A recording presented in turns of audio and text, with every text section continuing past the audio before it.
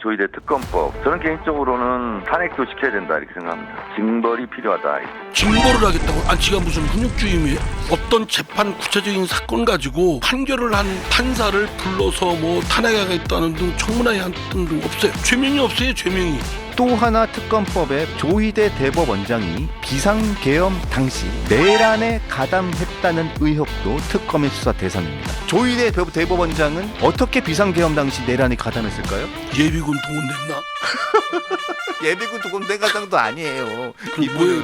그러니까 진짜 기가 막힌 일이죠. 하여튼 어저께 그런 여러 가지 그 유세 과정 속에서 이재명 후보의 이야기가 화제가 되기도 했고 그러니까 논란이 진짜 되기도 굉장히 했습니다. 단선적이고 이 사람이 그 이재명 후보가 어떤 정치에 해서 정치 현장에서 여러 가지 외교 관계나 국제 통상 관계나 뭐 이런 것들을 좀 곁눈질이라도 배울 수 있는 기회가 있었냐 그러면 별로 없었잖아요. 없었죠. 사실은 없었죠. 그냥 뭐 성남시장 하다가 경기도 지사 하다가 지금 갑자기 떠서 나온 거 아니에요. 네. 박근혜 대통령 때 뭐 탄핵 때 뭐 사이다 발언을 했다 어쨌다.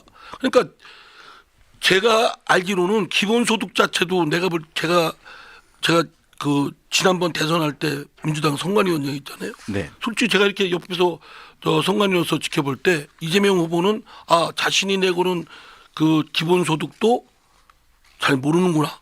난 그런 생각이 들었어요. 왜냐? 그게 대표공약이 다른 사람들이 그 이낙연 후보나 뭐 다른 사람들이 그거 재정 감당이 감당하지 않느냐, 지속 가능하지 않느냐, 그건 맞는 말이죠. 네. 전 국민을 일률적으로 뭐 100만 원, 200만 원, 300만 원 뿌려버리면 그거 어떻게 감당해요? 그러면 그거는 어떻게 하겠다든가 뭐 당연히 나올 수 있는 거 아니겠어요? 근데 뭐라는 거 하니 답변이 그거 저 대표 공약 아닙니다. 그렇게 빠져나가더라고요. 대표 공약이 아니에요? 그럼 대표 공약이 아니면 기본 시리즈라고 해서 기본소득, 기본주택, 기본금융 팔아먹은 건 뭡니까 도대체? 그 참 제가 그래서 이거 맹탕이구나 이런 생각이 들었어요. 그러니까 지금 했다는 어제의 발언도 중국과 뭐 대만이 싸우면 어쩌고 저쩌고 하는 그것도 그냥 우스갯소리로 했다기보다는 거기까지밖에 미치지가 않는 거예요. 그럼 국군 통수권자로서 대한민국의 국민의 생명과 신체 재산을 보호해야 될 최고의 최고의 통수권자 아니에요? 그래서 오판하고 잘못 사태를 그르칠까 봐 걱정입니다. 만약에 이 사람이 대통령이 되면.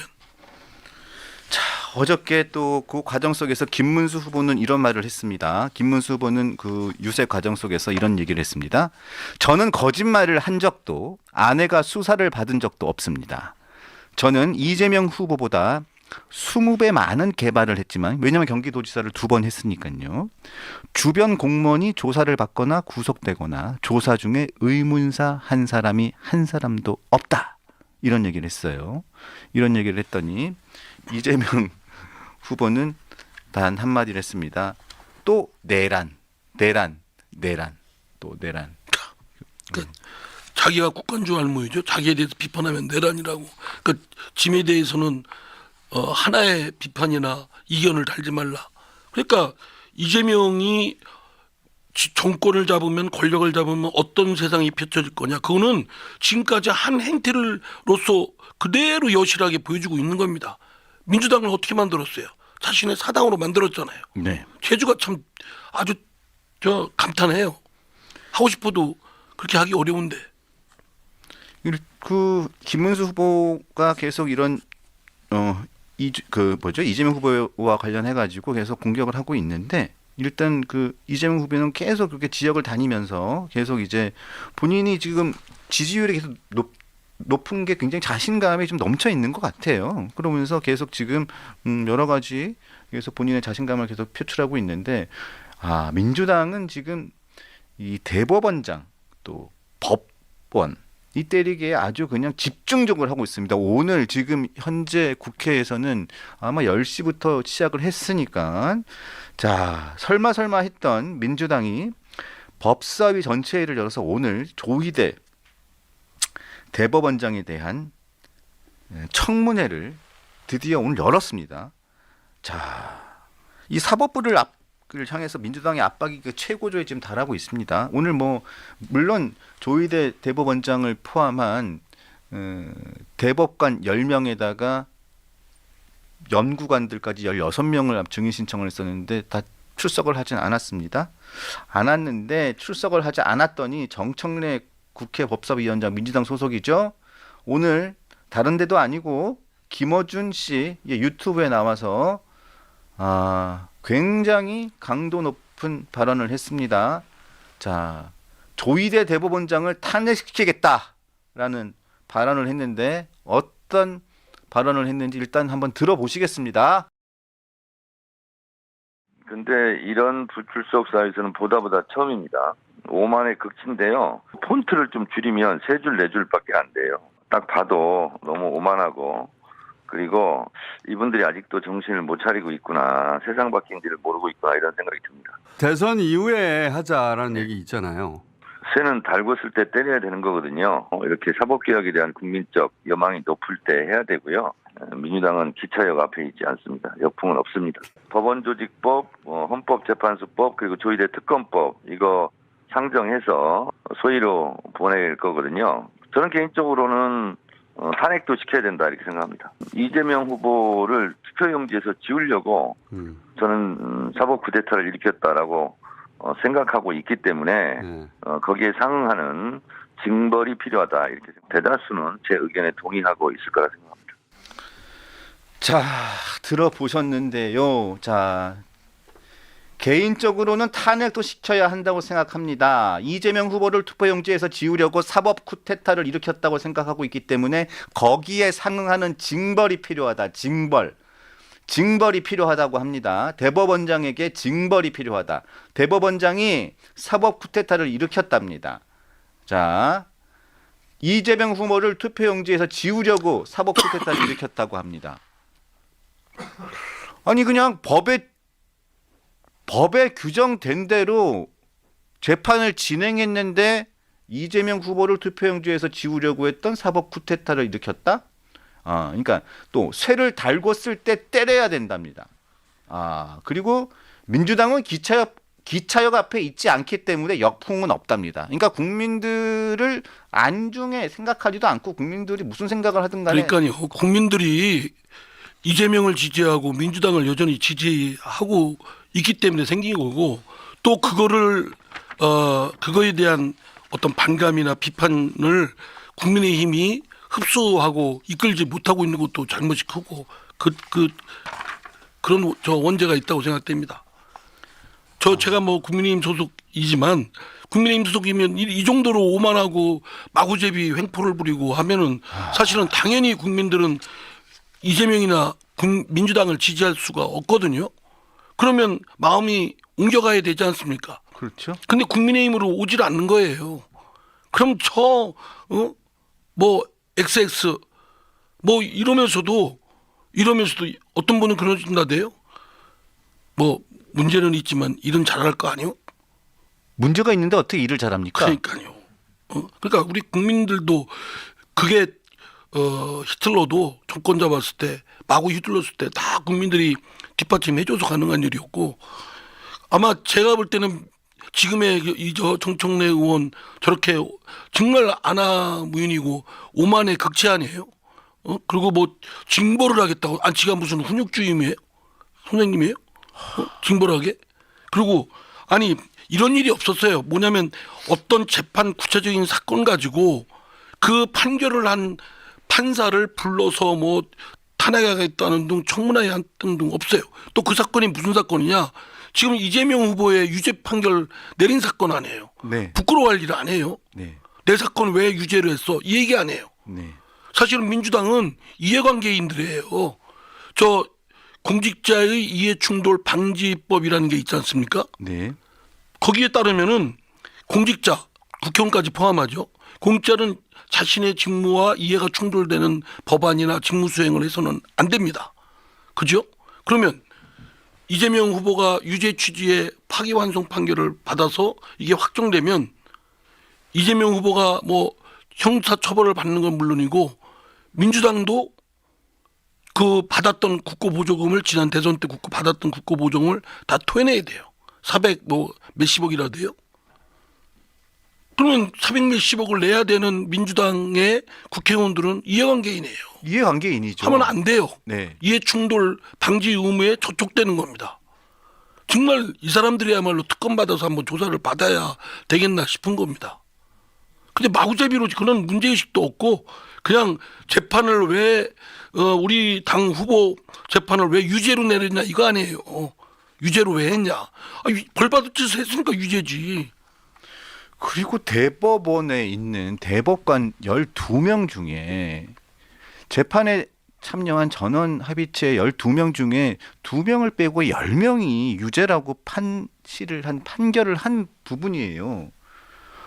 아니 근데 이거 12명 중에 10명이 얘기를 했는데 아니 이게 무슨 뭐 소수가 얘기한 것도 아니고 12명 중에 10명이 얘기했는데 그럼 이 10명이 다 그러면 비정상입니까? 그리고 대법원장이요. 그건 진짜 사법 대법원이나 이런 메커니즘에 대해서 이해가 정말 안 돼 있는 사람들 얘기인데 대법원장이 대법관들 지휘 감독할 수가 없어요. 지시관계가 아니에요. 상하관계가 아니에요. 아니죠. 그리고 그 대법관들이 대법원장도 그냥 회의만 주재할 뿐이지 사실은 12명 중에 12인 중에 1명입니다. 네.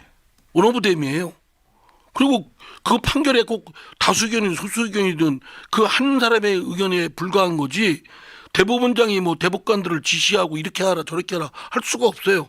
대법원장을 너무 과대하게 저 이재명식으로 생각하고 있는 거예요. 일극체제가 아니잖아요.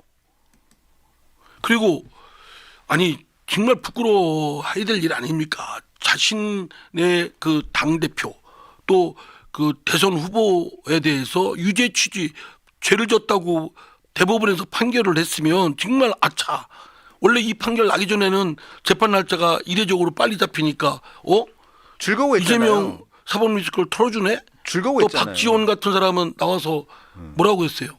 자기가 법원 어디하고 정보 소식통이 있는데 확실한데 저 무죄가 확실하다고. 확실하다고. 그렇죠. 방송에 나와서 그랬어요. 예, 확실하다고. 참. 근데 즐거워했잖아요. 예. 근데 돌변에서 파기판 유죄 판결 취지의 파기판 환송 판결이 나니까 돌변에서 지금 이 짓들이 만약에 그 저 2심이 그냥 무죄 그대로 됐으면 이렇게 했겠습니까? 그리고 또 이유 담는 게요. 아니 어떻게 판사가 몇만 쪽을 다 안 봤냐 그러는데 우리가 그러니까 공부 못한 사람들이 꼭 그런 얘기 한다니까요. 우리가 공부할 때 필요한 부분만 보지 글씨를 토시 하나 다 봅니까? 안 저 보죠. 뒤에 책 뒤에 있는 값 정가 얼마 그것까지 봅니까? 아니 안 보죠. 우리가 신문 기사 쓰실 때 요점만 탁탁탁 봐가지고 보잖아요. 그게 능력이잖아요. 네. 예? 그게 전문가로서 얼마나 능력이 있냐에 따라서 빨리빨리 볼 수 있느냐는 그리고 이거는 대법원은 법률심이고 사후심이고 상고 이유 중에 법으로 정해진 상고 이유 중에 상고인이 얘기한 그것만 심리하는 겁니다. 그렇죠. 그리고 사실관계가 달라진 것도 없어요. 원심하고. 네. 거기에 대한 법리 해석 적용만 다르게 한 거예요. 네. 1심하고 대법원이. 그러니까 간단하죠. 딱 볼 때 말도 안 되는 거. 나는 하루면 다 판결하겠대. 하루면. 아니 저 설사 같으면. 그렇다고 치더라도 다 100번 양보를 해도 박범계 의원이 지난번에 2017년도에 박근혜 전 대통령 관련돼 가지고 헌법재판을 할 때 탄핵 그때 그 당시에도 본인이 얘기했어요. 저 재판할 때 저 판사할 때 일주일에 수십만 페이지 다 봤어요. 본인이 얘기했어요. 그러니까요. 그게 수십만 페이지를 처음부터 끝까지 토시 하나 안 보고 그런 게 보는 게 아니라 중요한 거 틱틱틱 하고 그거를 식별할 수 있는 게 능력이에요. 전문가로서. 근데 대법관 정도 되면요. 프로 중에 프로예요. 맞습니다. 법조계에서 우리나라 법조계에서 법학에서 나름의 식견과 철학과 가치 체계를 딱 갖고 있는 분들이에요. 서류 매일 보는 게 서류입니다. 법률 서류. 그러니까 그분들 이런 정도 사건이면 어려운 사건도 아니에요. 그리고 원래는 사실은 좀 부끄러워해야죠. 원래는 1년 안에 끝냈어. 만약 끝내면 이번에 대법원 판결처럼 저 유죄 취지의 판결이 났으면 확정이 돼서 이재명 후보는 출마도 못해요. 출마 못하는 겁니다. 그리고 민주당은 400 몇십억 토해냈어야 돼요. 맞아요. 어떻게 요리밴들 해가지고 저 1년 7개월을 초과해서 2년 7개월 만에 대법원 온 거 아닙니까? 법에서 정한 1년을 넘어서 1년 7개월을 초과했어요. 얼마나 이런 수작 저런 수작 부렸어요. 그거 민주당 나서서 뭐 하고 방탄 역할 했잖아요. 그걸 부끄러워해야 되지 않습니까? 아, 그리고 이행복한님께서 정확하게 말씀해 주셨는데, 우리 이행복한님께서 이분 굉장히 의표를 찔러 주셨는데, 소수 의견 낸 두 면의 대법관 있잖아요.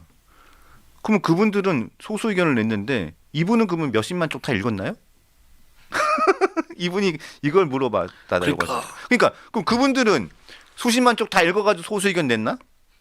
우리가 진짜 그게 궁금하네. 우리 여기 있잖아요. 정청래 위원장한테 물어보고 싶네 진짜. 그러니까 자기들이 실력이 없어서 원래 공부 못하고 실력 없고 이 문해력이 떨어지는 사람은 다 글자 하나하나 읽습니다. 그죠? 네. 그게 실력 차이라니까요. 그 본인들이 실력 없다고 남 실력 있는 것까지 뭐라고 할 건 아니고. 참. 그러니까 유죄 낸 사람들은 야 니네들은 그거 다 읽었어 그러면서 뭐라고 하면서, 그러면 소수 의견 낸 사람들은 그 사람들은 다 읽어가지고 소수 의견 냈냐고. 참 말 같지도 않은 얘기라는 그러니까, 의견이 있다. 제 그러니까 의견이 아닙니다. 지금 저 말로 뭐 3만 쪽의 저 소송 기록을 다 봤냐 이러니까 그것도 안 보고 어떻게 재판하지 이런 분들이 있어요.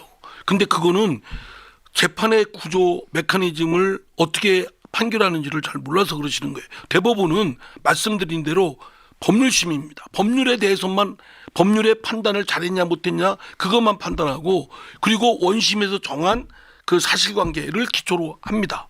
그리고 그런 중에서도 상고인이 법에서 정한 상고 이유 중에 이런 점만 불만입니다. 원심에 대해서 다시 대법원에서 이 점만 판단해 주십시오라고 합니다. 그럼 그것만 딱 정해서 그것만 보는 겁니다. 네. 그러니까 그리고 이번에 대법원에서 사실관계를 잘못 판단했다 이렇게 얘기한 거 없어요. 사실관계는 그대로고 법리의 해석 적용을 잘못했다고 한 거예요.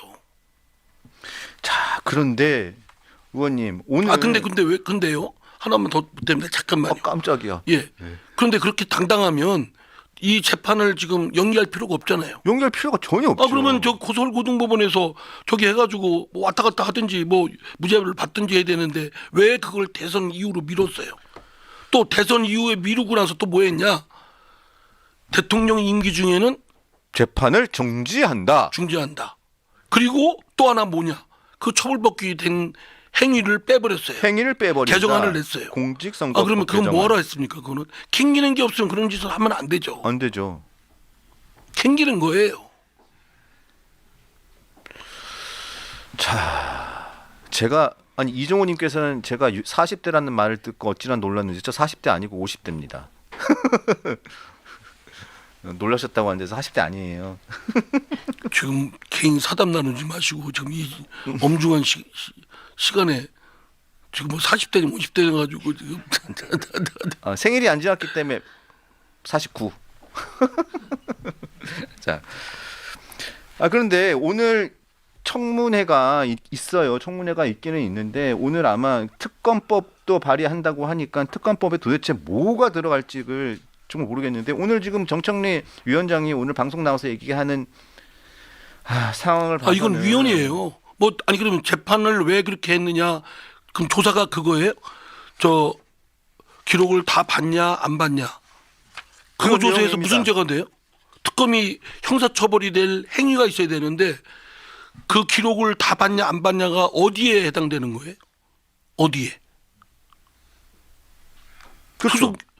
죄명이 없어요. 죄명이 없는데도 불구하고 수사해서 형사처벌하라고 특검법을 마련하는 건 위헌이죠. 더구나 사법부의 담당 구체적 사건을 가지고 판사에 대해서 이를 특검하는 건 그야말로 사법권 독립에 대한 중대한 침해입니다. 중대한 침해. 지금 그 법 이외에도 오늘 허위사실 공표, 아까 말씀하신 것 있죠? 허위사실 공표 구성 요건 중에 행위를 삭제해서 이재명 후보가 이제 면소가 될 수 있도록 하는 공직선거법 개정안 오늘 소위로 보내죠. 그다음에 대법관 수를 늘리는 법원 조직법 개정안 만들죠. 대법원 헌법 소원 대상에 포함시키도록 하는 헌법재판소법 개정안 또 상정을 아니, 한답니다. 그렇게 따지면 뭐 저 대통령도 더 늘려야 되잖아요. 대통령도 한 대통령도 한 10명. 한 3명, 4명 뭐 해놓고 각 시도마다 하나씩 저렇게 상징으로 둘 수 있게끔 17명 합의제로. 그것도 좀 해야 되죠. 그죠? 예, 해야 되죠. 대통령당 한 100명 뽑으면 되겠네요. 그래서 결국은 지금 조희대 대법원장을 사퇴시키려고 지금 그렇게 계속 하는 거예요. 예. 지금. 맞죠? 대법관들 들복이고 판사들 재판연구관 들복이면 내부에서 불만이 나올 거 아니에요. 그게 이제 딱 그 사람들이 째려볼 거 아니에요. 대법원장을 당신 때문에 내가 힘들다. 당신 그냥 때문에 우리가 용퇴하시라. 힘들다. 이러면 또 본인도 자격지심이 생겨서 견디기가 쉽지 않죠. 근데 저는 그거 버텨야 된다고 생각합니다. 이재명이 버텼듯이. 이재명 모든 양심, 부끄러움, 심적 압박감 없이 잘 버텨서 지금까지 대선 후보까지 됐잖아요. 그 본받을 건 본받아야 돼요. 예? 그런 거 본받으셔야 돼요. 그런 거에 약해가지고 정해진 예정된 공판기일을 4월 15일 날 된 5월 15일인가요? 4월 15일 날 된 거를 저 대선 이후로 미루고 한 판사들은 뭡니까 그게? 그렇게 할 바에는 그렇게 흐물짝할 것 같으면은 판사 뭐하러 해요? 지금 민주당 초선 의원들 10여 명이 지금 특검법을 발의한 것은 내용이 딱 한 가지입니다. 핵심은 그거예요. 이재명 후보의 선거법 사건을 유죄 취지로 파기환송했잖아요. 대법원이. 근데 이게 대선에 개입하려 했다는 겁니다. 이게 대법원장이 대선에 개입하려고 한 거라고 보십니까? 이게 아니 그거는 거꾸로 왜 재판에 개입을 해요? 정치권 민주당은 민주당이 민주당이면 재판에 개입하는 거 아니에요? 개입한 거 아닙니까? 명백하게 개입하고 있잖아요 지금. 지금 뭐 판사가 대선에 개입했다고 그러는데 그 증거가 있어요? 그리고 증거도 없이 그냥 마구제비로 소뚜껑으로 자르잡는 식이죠. 또 하나 특검법에 들어간 것이 조희대 대법원장이 비상계엄 당시 내란에 가담했다는 의혹도 특검의 수사 대상입니다. 조희대 대법원장은 어떻게 비상계엄 당시 내란에 가담했을까요?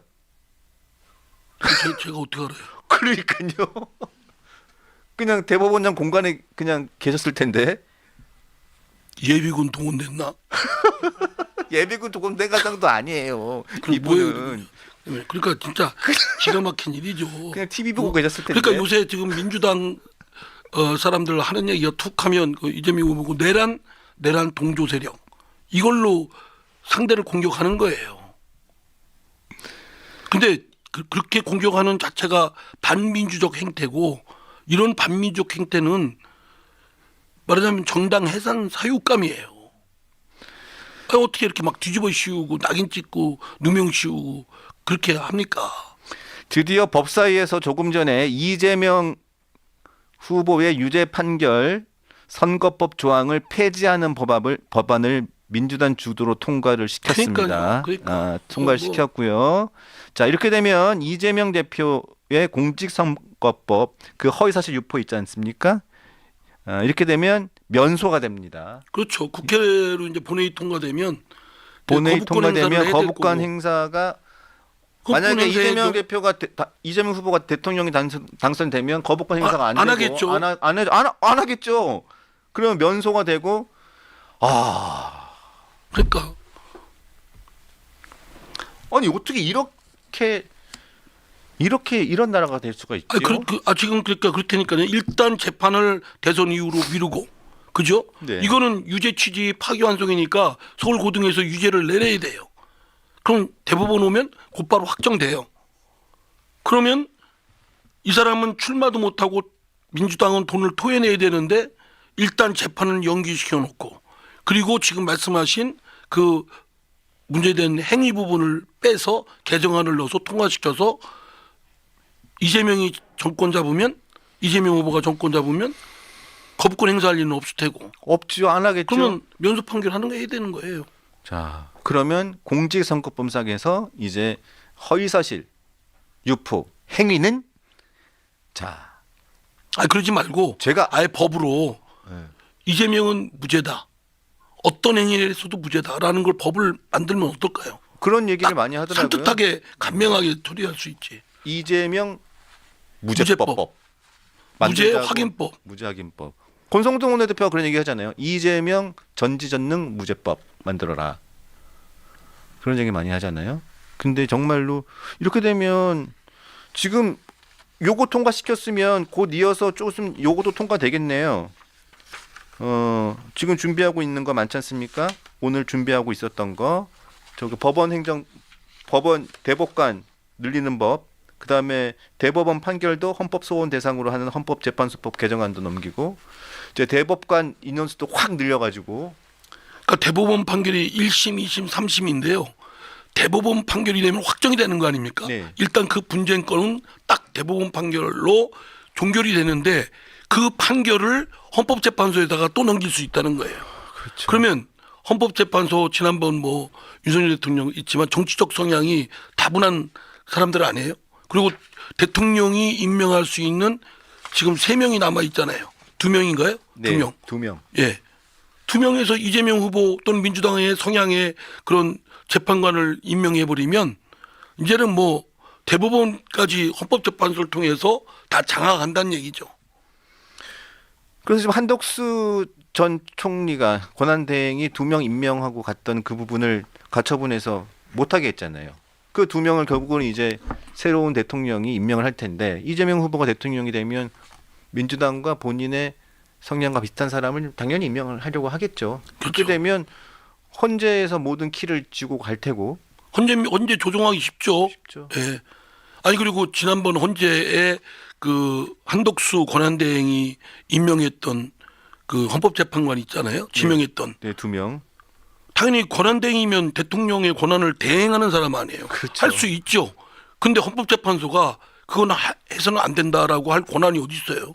말하자면 헌법재판소가 대통령보다 위에 있는 기관도 아니고 삼권 오권 분립에 있고 그리고 사법이 너무 이런 행정이나 정치 영역에 대통령의 말하면 통치행위 아니에요. 대통령 국가 원수로서 할 수 있는 권한에 너무 깊게 개입을 하고 있는 거예요. 그러니까 지난번 탄핵하고 나서 뭐 그 박근혜 대통령 탄핵, 다음에 이번에 윤석열 대통령 탄핵 뭐 이러면서 헌법재판소가 이제 뭐 아주 초대형 권력기관이 됐고 그러니까 뭐 누가 하는 것에 대해서는 다 관여할 수 있다 이런 식이고 이제 대법원 판결까지 하게 되면 완전히 그 헌법재판소의 모든 사법부를 종속시켜 버리는 거죠. 그럼 조정하기 쉽죠. 오늘 동아일보의 이진영 논설위원이 쓴 칼럼에 보면 제목이 이런 얘기였습니다. 민주당 사법부 때리기는 연성내란이다. 이건 제 얘기가 아니고 동아일보 칼럼이었는데. 연성 뭐라고요? 연성내란이다. 연성내란이라는 이진영 논설위원의 칼럼이 있었는데 합법적 쿠데타입니다. 합법을 가장한 말하자면 내란, 쿠데타. 그거야말로 정권 찬탈이라고 권력 찬탈이라고 봐야죠. 근데 이거는 단순한 정권을 찬탈하는 차원이 아니라 대한민국의 민주공화국으로서의 그 정체성을 완전히 위협하고 말살시키는 거예요. 참 그런데도 불구하고 여론조사하면 뭐 50%가 됐느니 뭐 10% 20% 차이 났느니 어쩌니 하는 걸 보면 그거에 국민들이 깨어있는 각성이 필요한데 결국 국민들이 선택에 달려 있잖아요. 네, 무슨 말씀? 그렇다고 물론 그 저희 그 국민의힘 제가 속한 국민의힘이 뭐 칭찬받을 것을 했다고는 생각되지 않습니다. 뭐 비상계엄을 비롯해서 이번 최근에 뭐 후보 어쩌고 저쩌고 하는 과정도 영 뭐 깔끔하고 저 공정하게 또는 매끈하게 했다 이런 못하니까 회초리는 맞은 것은 당연한데 그렇다고 이재명 민주당이 그 틈을 타서 지금 온갖 짓을 다 하고 있잖아요. 다 잘못했죠. 네. 다 잘못했죠. 그거에 사실은 국민의힘의 소속원으로서는 소속된 사람으로서는 할 말이 없고 저 뭐 국민 탓을 하기 어렵습니다만 국민들께서도 깨어서서 어느 게 더 불량하냐면 덜 불량한 걸 선택해야 되잖아요. 최악을 선택하면 어떡합니까? 맞습니다. 자, 알겠습니다. 선거운동은요. 예. 지금 아무 때나 할 수 있어요.